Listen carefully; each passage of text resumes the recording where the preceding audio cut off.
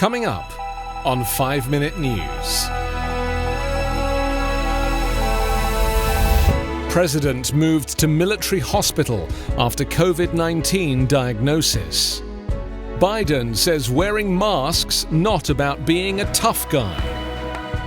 And UN chief says world is living in shadow of nuclear catastrophe. It's Saturday, October 3. I'm Anthony Davis.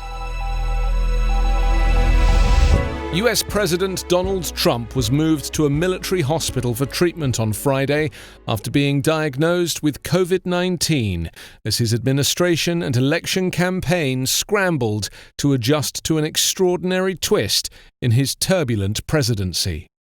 Roughly 17 hours after he announced that he had tested positive for the virus, Trump walked slowly from the White House to a waiting helicopter to be taken to Walter Reed National Military Medical Center in Maryland. He wore a mask and business suit, and he did not speak to reporters.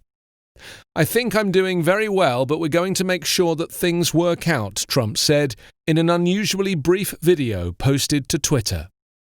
74-year-old Trump had a mild fever, according to a source familiar with the matter. White House doctor Sean P. Conley said he is being treated with an experimental drug cocktail and is fatigued, but in good spirits. It was the latest recent setback for the Republican president, who is trailing Democratic rival Joe Biden in opinion polls ahead of the November 3rd presidential election. Trump, who has played down the threat of the virus from the outset, wrote on Twitter earlier on Friday that he and his wife Melania were going into quarantine after testing positive for the virus, which has killed more than 200,000 Americans and severely damaged the U.S. economy. Trump is at high risk because of his age and weight. He has remained in apparent good health during his time in office, but is not known to exercise regularly or follow a healthy diet. Connolly said that Trump has received an experimental treatment, Regeneron's REGEN-COV2. The drug is one of several experimental COVID-19 drugs known as monoclonal antibodies, which are used for treating a wide range of illnesses.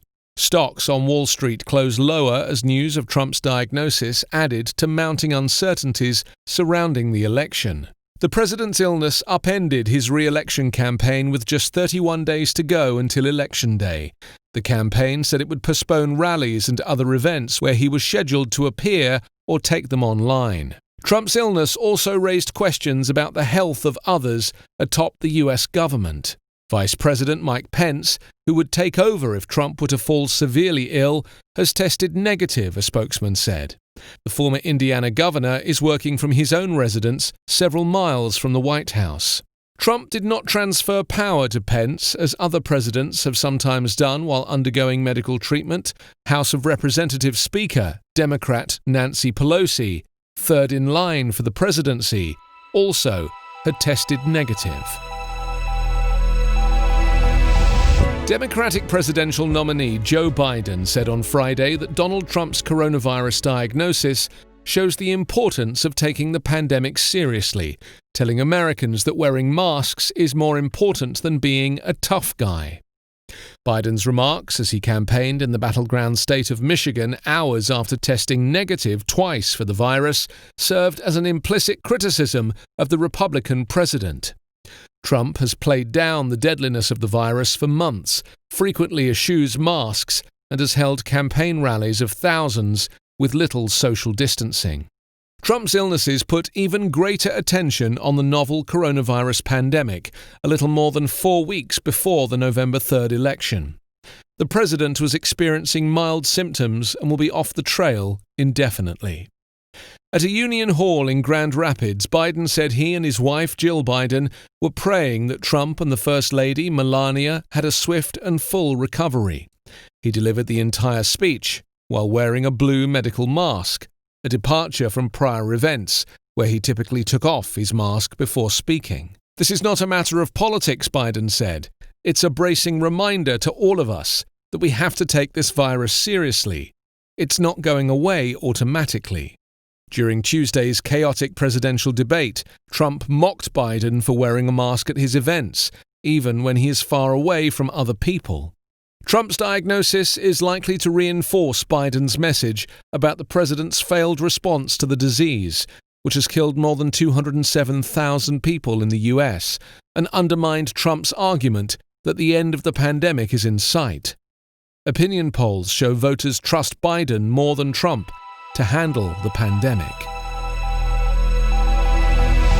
UN Secretary-General Antonio Guterres warned yesterday that the world is living in the shadow of nuclear catastrophe, fueled by growing distrust and tensions between the nuclear powers.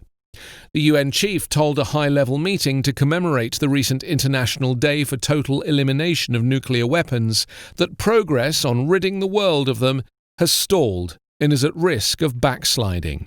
And he said strains between countries that possess nuclear weapons have increased nuclear risks. As examples, Guterres has expressed deep concern at the escalating disputes between the Trump administration and China. Relations between the US and Russia are at a low point. Nuclear-armed India and Pakistan are feuding over Kashmir, and India just had a border skirmish with China. And North Korea boasts about its nuclear weapons. Without naming any countries, Guterres said programs to modernize nuclear arsenals threaten a qualitative nuclear arms race, not to increase the number of weapons, but to make them faster, stealthier, and more accurate. Guterres also pointed to the only treaty constraining the size of the world's largest nuclear arsenals, the new Strategic Arms Reduction Treaty between the United States and Russia, is set to expire next year. You can subscribe to 5 Minute News on YouTube with your preferred podcast app. Ask your smart speaker or enable 5 Minute News as your Amazon Alexa flash briefing skill. Please subscribe, rate and review us at 5minute.news. 5 Minute News is an independent production covering politics, inequality, health and climate, delivering unbiased, verified and truthful world news daily.